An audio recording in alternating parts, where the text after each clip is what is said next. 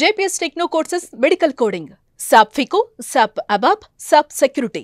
For contact. అంటే రాజకీయాలలో నమ్మిన సిద్ధాంతం కోసం చాలా మంది రాజకీయ నాయకులు ఒకే స్టాండ్ మీద ఉన్న వాళ్ళని నేను చాలా మందిని చూశాను కూడా. ఈరోజు మీరు అప్పుడు 10 సంవత్సరాలు ఎమ్మెల్యేగా ఉన్నప్పుడు కావచ్చు, లేకపోతే అధికారం కోల్పోయాక కావచ్చు, ఇప్పుడు పార్టీలోకి మళ్ళీ బీజేపీలోకి రావటం కావచ్చు, ఇవన్నీ చూసిన తర్వాత మీ మాటలు విన్న తర్వాత తెలంగాణకి ఇంకొక కమల్ హాసన్ వచ్చాడు, ఆయనే గువ్వల బాలరాజు అని ఒక పేరు కూడా పెట్టారు బయట మీకు. Okay, very good. At least they are comparing మీ with Kamal Haasan, great leader. మీరు కూడా ఒప్పుకుంటున్నారు, గ్రేట్ యాక్టర్గా నేను అంటాను. ఆయన గ్రేట్ యాక్టర్, నేను గ్రేట్ లీడర్గా ఆవిర్భవించడానికి ఆస్కారం ఉంటుందని ప్రజల పర్సెప్షన్ ఉన్నట్టుంది, మీ పర్సెప్షన్ కూడా అదే ఉన్నట్టుంది. No problem, you can compare. Kamal Haasan అని ఏదైనా అనుకోని, నా జెన్యునిటీ ఏంది, నా ఒరిజినాలిటీ ఏంది, నా లక్ష్యం ఏంది, నా ఆలోచన ఏంది, నేను నా విధానం ఏముంటుందో ప్రజలకు బాగా తెలుసు. మీరు మాట్లాడుతున్నట్టుగా ఏదో చిన్నది చేసి మాట్లాడుతున్నట్టుగా నేను అంత ఆషామాషి లీడర్ ఏం కాదు. సుదీర్ఘమైనటువంటి రాజకీయ ఆషామాషి లీడర్ అయితే మిమ్మల్ని బీజేపీలోకి ఎందుకు జాయిన్ చేసుకుంటారు సార్? మరి నేను కూడా అదే అంటున్నాను, కాదు అంటున్నాను. ఆషామాషి కాదని 20 సంవత్సరాలు దాదాపుగా 2 దశాబ్దాల పాటు ప్రజా జీవితంలో నాకు నచ్చినట్టుగా ప్రజల అవసరాలను తీర్చే విషయంలో నాకున్నటువంటి బాధ్యతను నేను నిర్వర్తించడం జరిగింది. దాన్ని కమల్ హాసన్తో యాక్టింగ్గా పోలుస్తాము అని అంటే పోల్చే వాళ్ళకు విజ్ఞత ఉండాలి తప్ప, నేను చెప్పేటువంటి మాటలను వాళ్ళ ఆలకిస్తే అర్థం చేసుకుంటే వారికి అర్థమవుతుంది. కానీ ఆషామాషి లీడర్ కాదన్నారు కదా, ఇండిపెండెంట్గా అచ్చంపేటలో కంటెస్ట్ చేసి గెలిచే సత్తా ఉందా మీకు? డెఫినెట్గా ఉంది. ఉంది. మరి ఎందుకు అప్పుడు ఒక పార్టీని వెతుక్కున్నారు? మళ్ళీ నేనేం వెతుక్కోలేదు.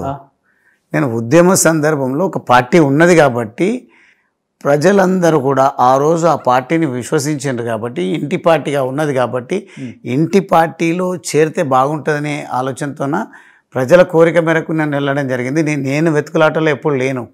నేను 2009లోనే రాజకీయాల్లోకి రావాలనే ఆలోచన కూడా లేకున్నది నాకు. 2014లో నిజంగా చాలా స్పష్టంగానే రాజకీయాల్లోకి రావాలి, ఎమ్మెల్యే ఎంపీ కావాలి, చట్టసభల్లో అడుగు పెట్టాలి, ప్రజల గొంతుకగా మారాలని అనుకున్నాను నేను. కానీ ఆ రోజు ఉన్నటువంటి పరిస్థితులను బట్టి తెలంగాణ ఉద్యమం చేద్దామంటే నేను అప్పుడు ఉన్నటువంటి వేదిక, రాజకీయ వేదికగా టీఆర్ఎస్ కనిపించింది కాబట్టి చేరిన తర్వాత వారు మెచ్చే విధంగా, మెచ్చడం కాదు, నన్ను లక్షల సార్లు, వేల సార్లు ప్రశంసించే విధంగా నా పనితీరును మాత్రం నేను ప్రదర్శించడం జరిగింది. ఇప్పుడు బీఆర్ఎస్ పార్టీని పక్కన పెడితే కేసీఆర్ గారిని బాపు బాపు బాపు అని ముద్దుగా పిలుచుకునే నాయకులలో ముఖ్యంగా మీరు కూడా ఉంటారు. చెప్పాలంటే ప్రగతి భవన్ గేట్లు మిగతా ఎమ్మెల్యేలకి తెరుచుకుంటాయో తెరుచుకో మాకైతే తెలియదు, కానీ గువ్వల బాలరాజు వస్తున్నారంటే బయట నుంచే ఓపెన్ చేసి ఉంటాయి ప్రగతి భవన్ గేట్లు అంటుంటారు.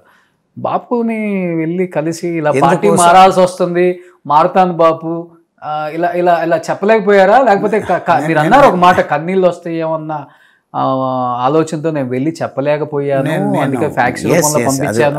అది కూడా అబ్సల్యూట్గా కరెక్ట్. ఎందుకంటే నాకు ఒక లాయల్టీ ఉంటుంది, నాకు ఒక భావోద్వేగం ఉంటుంది, నేను వచ్చిన నా బ్రాటప్ అట్లా ఉంటుంది కాబట్టి ఆ ఎథిక్స్ ఉన్నాయి. కాబట్టి ఎథిక్స్ కోసమో లేదంటే ఇంకో దానికోసమో నా మిగిలిన జీవితం ఏదైతే ప్రజల కోసం, ప్రజల శ్రేయస్సు కోసం, పేదల కోసం వెచ్చించాలనుకుంటున్నప్పుడు ఏదో సాక్రిఫైస్తోన ఒకరిద్దరి కోసమో పార్టీ కోసమో సాక్రిఫైస్ చేయడం కరెక్ట్ కాదు. మన రకంగా భావోద్వేగానికి గురై అక్కడికే పుల్ స్టాప్ పెట్టడం బాగోదు అని నిర్ణయం తీసుకున్నాను. నేను చాలా స్పష్టంగా నిజాయితీగా చెప్పడం జరిగింది. అదేవిధంగా మీరు అంటున్నారు కదా, ఆ రోజు ప్రగతి భవన్కి ఎప్పుడు వెళ్ళినా కానీ మీకు గేట్ తెరిచి ఉన్నది, గేట్లు మీకు డోర్ తెరిచి ఉండేది, ఎప్పటికంటే అప్పుడు వెళ్ళేది. ఎందుకోసం వెళ్ళే వాళ్ళం, ఎందుకు అవకాశం ఉన్నదంటే ఏ రోజు కూడా స్వలాభాల కోసమో సొంత అవసరాల కోసమో నేను ముఖ్యమంత్రి గారిని నా ప్రాణం పోయినా నేను చేయలేదు. అటువంటి చేసేదే ఉంటే నేను రాజకీయాల్లోకి రాకముందే మంచి వ్యాపారవేత్తను. ఇది జీబీఆర్ ఇన్ఫ్రాస్ట్రక్చర్, జీబీఆర్ బిల్డర్స్, ఈ రకంగా 2 ప్రైవేట్ లిమిటెడ్ కంపెనీల ద్వారా నేను ఒక చిన్నపాటి వ్యాపారాన్ని ఏర్పాటు చేసి వందలాది మందికి ఉపాధి చూపించి నేను వ్యాపారంలో మంచి స్థిరపడి ఉన్నాను. అప్పుడులో వందలాది మంది ఉపాధి అంటే వందలాది మందికి ఉపాధి చూపించాను. అప్పటికి నాకు తెలిసి మీ ఒక 500-1000 కోట్లు సంపాదించుంటారు. అప్పటికి డబ్బులు ఏం సంపాదించినామో అది వేరు పక్కకు, కానీ నేను ఉపాధి అయితే 500 కాదు 1000 మంది వరకు కూడా నేను ఉపాధి చూపించినటువంటి పరిస్థితి ఉంటేనే కదా ఇచ్చేది ఉపాధి.